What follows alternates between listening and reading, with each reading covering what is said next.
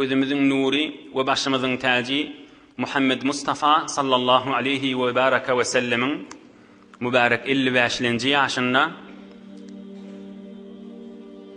Mered aýda Allah Taala cihad etmeli ayeti nazil edýär. Şu mahallaçeli 40-njy ýaşda peýgamberlik berilipdi. Mübarek peýgamberimiziň ýaşy 55-nji ýaşy gelýänçe Allah Taala cihad etmelisin diýip emir etmädi. Emma bir muqaddama inşallah uzağa çekdirmerin ýöni hemmämiziň bitin bilmeli zatymyz. Eş cihad nämeşi? Näme hükmen elini kılıç alıp uğramalı, vuruşmalı mı? Näme deyip aýtýarlar? İslam näme deyip şemşir bilen, kılıç bilen ewe süýüşipdir? Näme baýat döküş bolmaly mı? Aýa beýik Allah'ın buýrugy şuň üstündemi? Şu gurrunla nähilli bolýar? İnşallah gowgulak assak, hawasymyzy jem etsek, bir belli gurrun şon belläp gezamaly. We her kimde sorak etse, jogabyny aýdagamaly. Bu bir mübhem zat, basrar ýanyk, täzir düşündirmer ýanyk, ýok seň zehninden bir kıyın zat diýer ýaly gurrun dälbi. Cihat gurruny. Cihat diýdigi, Allah Taala'nın ýolunda cihat etmeli diýdigi, Hudaý Taala özümüziň nuri Muhammed Resulullah sallallahu aleyhi ve selleme inniten cihat etmeli diýdigi, iki zat cihat etmeli diýdigi, adamlar zorlap musulman, mümin etmeli diýdigi däl. Bu bir belli bir zat. Nähilli belli? Bir adamyň bokurdagyna pyçak goýup, ya tüfen goýup, bol sen musulman bolýaň, men musulman boljakmy? Ya kılıç bilen, şemşir bilen barsaň, musulman boljakmy? Ha bolýar, mena musulman diýer, galbyndan inanmaz. Bir adamy zor bilen musulman etip boljakmy? Bu bir belli zat ki aklyňa adamy zor bilen musulman etip bolmaz. Beter kyssansa näme diýer? Hawa men musulman boldum diýer. Ýüreginden inanmaz da. Biz cihat musulman etmeden çürüyüm gurruny däl. Cihat diýdigi beýik Allah'ın buýrugy şuň üstünde. Hudaý Taala Resulullah'a emrediýär cihat et diýip ta inke iki zatdan çürüyüm. İnheş ikisini mellamaly. Her kim şil Allah Taala'nın nurunyň etegine, hidayatynyň etegine, rahmatynyň etegine we Kur'an-ı Kerim'iň buýrugynyň etegine girjek adam mane tapmaz ýaly. Azat terkim Kur'an'ın buýrugynyň etegine, Resulullah'ın buýrugynyň etegine geljek bolanna ewne geçýän tapylmaly däl. Ine şundan çürüm cihad etmeli. Bir adam dini İslam'yň ewne geçýän bolsa, halk musulman boljak bolany boldurmayan bolsa, Hudaý emredýär şola bilen cihad etmeli diýip. Ine şoň üstünde. Musulman boljak adamyň ewne geçmeli däl. Musulman boljak adamyň imanın içine girjek adamyň ewne geçilse, Hudaý emredýär şola bilen cihad edin diýip. Bir.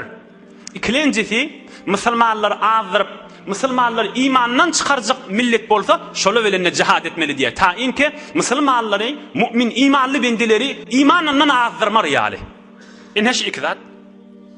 Cihad kılıç bilen barýanmışdykly, hak gurrun, aýdýanmışdykly, İslam dini musulman boluň diýip, Allah'ın buýrugyny girin diýip. Ola da girjek dälise, onna boluň musulman boluň diýmeýänmişdykly. Näme diýänmişdikli? Onna bir adam musulman boljak bolsa ewne geçmeli däl. İslamyň hükmüniň eteginde bolmaly. Özüňi zor we zor bir zatda etjek bolmaly däl. Musulmanlaryň başlygyny geňeşip durmaly. Ine şundan çürüm cihad edilýär. Barakana zor bilen pyçak goýup, tüfen goýup, şemşir goýup bir musulman ya kafir edip bolmaz. İman näýanyň galbyň içindedir.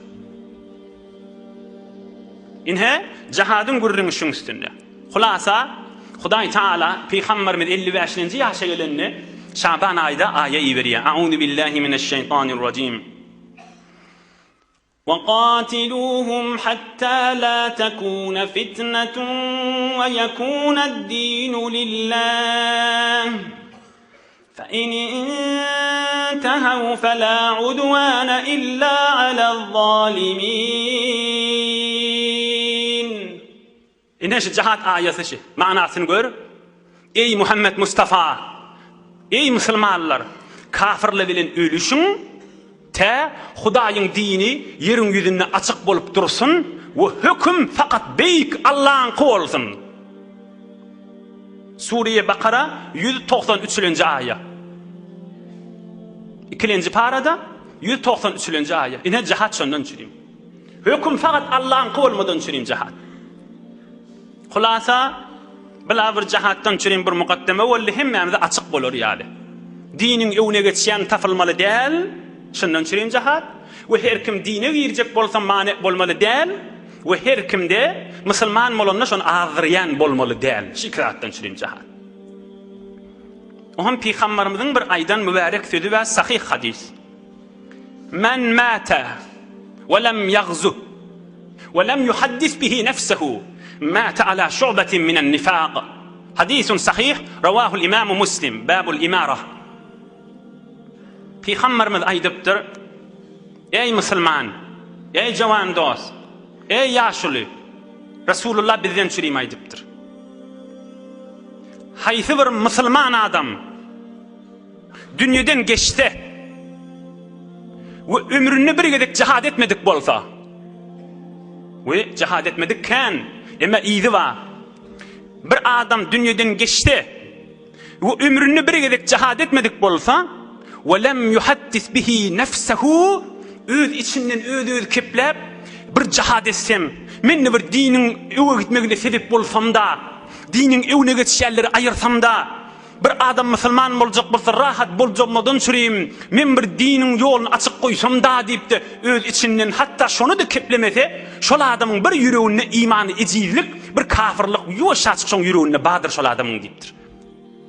Mata ala şu'betin minen nifaq bir şon yüreğine inanmasızlık çalaca ba şon yüreğine deyiptir. Yani her kim Müslüman bolsa cihat eder. Cihat etmek kok gelmese de içinden bir kepler. Akşı dini evvel kissem, dinin evine geçenler bir yolun uğrundan ayırsam, her kim Allah'ın buyruğunun eteğine, Resulullah'ın buyruğunun eteğine gelip verse da, şun evine geçenler yolun uğrundan ayırsam da deyip içinden özü de keplemese, hiç bir zattan fikrini bulmasa, şol adamın yüreğine bir çala inanmasızlık bağ şol adam deyiptir. Eğer dine kamil inanyan olsa, cihat ederdi, yoksa da içinden bir keplek qalardı. Resulullah'ın sözü de aşı. Peygamberimizin bizden çürüyüm, o Luqman aydan kefişi.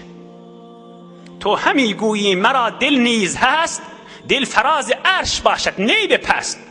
Sen men aytiyaf, ve men de yüreğim ma, men de yüreğim Hudaya inaniya, men de bir pakkat, men de ak yürek baki diyen, to hemi guyi mera dil niz hast, sen aytyan hava menne imanım ma diyen dil farazi arş başat ney be past. Sen iman molyan molsa o yürek Allah'ın muhabbetinin üstündedir. O yürek Allah'ın dininin içindedir. O yürek Hudayın buyruğunu etmekte ve Hudayın etmediğinden kaçmağın üstündedir.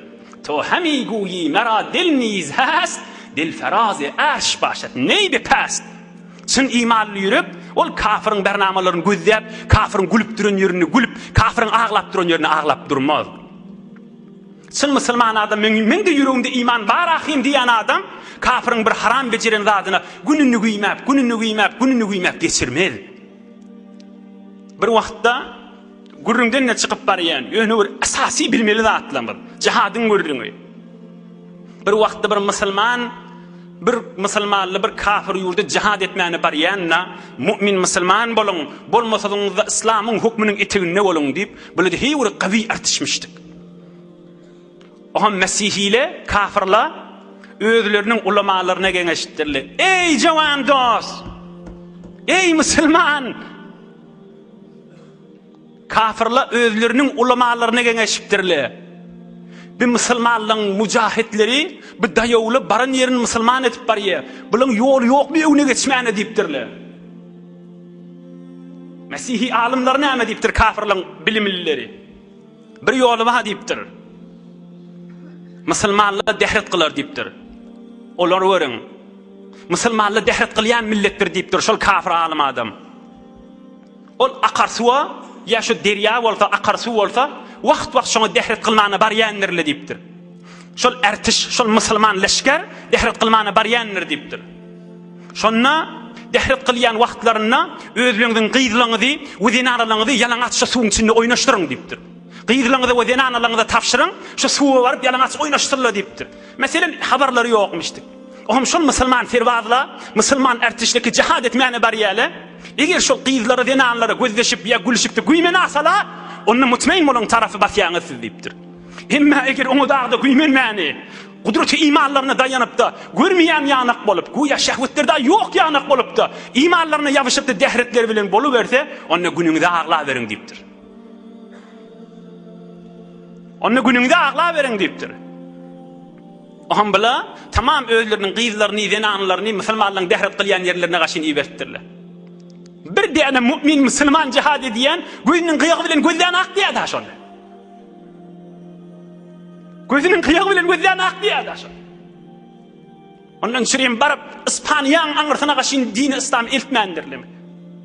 Barıp Çiniň aňyrçytyna gaşyn eltmendirlimi? Ey musulman dost, şolaň hemmeti jowhan oglallamışdyk.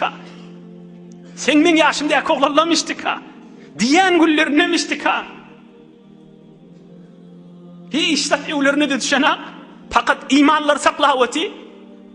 Ondan şirin baran yerlerini mümin musulman etýänmişdik. Yani Allah Taala'ň hükmüne etene salyanmışdyklar. Inni bitada şondan märik barnamada şu musulmanlary gelin qyl, hafa toy, haram toy, film hafazatly bilen güýmemeli, ta bir wagt jihad dagy ýadyna düşämasyn. Ta bir wagtda bijirlat dagy kellerine gelmeli, şoňa güýmenip oturmalylar. Aya şoňa güýmenmek, jan dost, dünýäňe walkytýam, ýok. Abraýyňa walkytýam ýok, imanyňa walkytýam ýok, içeriňe bereket berýär ýok. Ýüzüň nuruny berýär ýok, kabryňa peýdasy barmy ýok, imanyňa peýdasy barmy ýok, kıyamatyňa peýdasy barmy ýok. Belki öýdün bereket aýryp hanybadalyň arasyny dargamaga sebep bolýar. To hemi goýy mera dilniz hast, dil farazy aş başat neydi past.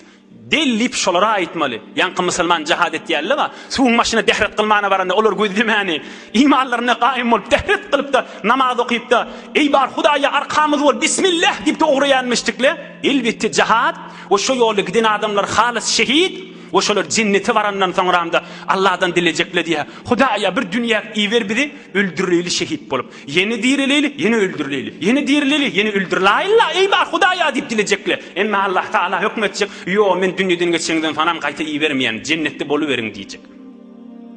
Ine jihad gurruny da aşa. Ey bol nämetin içinde, mesligiň içinde, olaň iýerýän bernamalaryna haram zatlary gözläpdi, şoňa hoşlugyny qadyp, hemme zatlar pikirinden çykarmak, zerer çekmekdir.